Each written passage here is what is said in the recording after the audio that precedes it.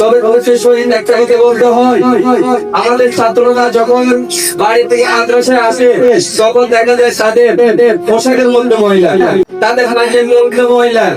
কেন আপনারা কি এগুলো দেখেন না? আপনার সন্তান যখন বাড়ি থেকে মাদ্রাসায় আসে তখন আপনার সবাই থাকে, আপনাদের চোখে কি এগুলো পড়ে না? আপনার সন্তান মাদ্রাসায় চলে আসছে, তার গলার মধ্যে আইডি কার্ড থাকে না, তার মাথার মধ্যে টুপি থাকে না, তার ব্যাগের মধ্যে একই সময় একটা জিনিস থাকে না। আপনারা মনে থাকে আপনার কি দায়িত্ব ছিল না আপনার সন্তানকে পরিপাটি করে মানুষের পাঠানোর জন্য? এটা কি আমাদের দায়িত্ব ছিল না?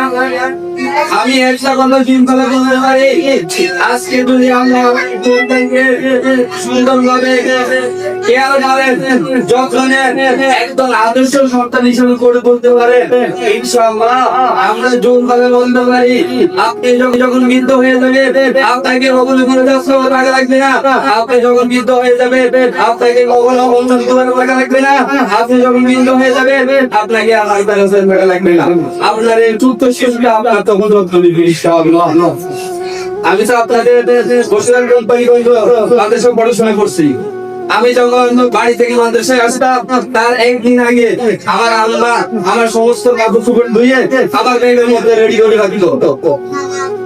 আমি জানি না আমি আমার মায়ের আদর্শ সন্তান হতে পারছি কিনা, তবে একটা কথা জোরদার বলতে পারি, আমার শরীরে এক বিন্দু থাকা অবধি আমি কখনো আমার মাকে নির্যাতন সন্ত দূরের কথা কখনো আমার দ্বারা আমার মায়ের যেন কষ্ট না পায় এমন কাজ করে ইনশাআল্লাহ।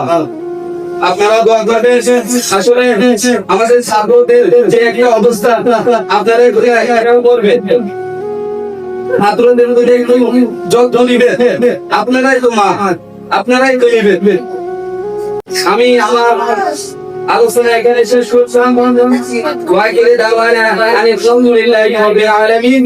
আসসালামু আলাইকুম ওয়া রাহমাতুল্লাহি ওয়া বারাকাতুহু।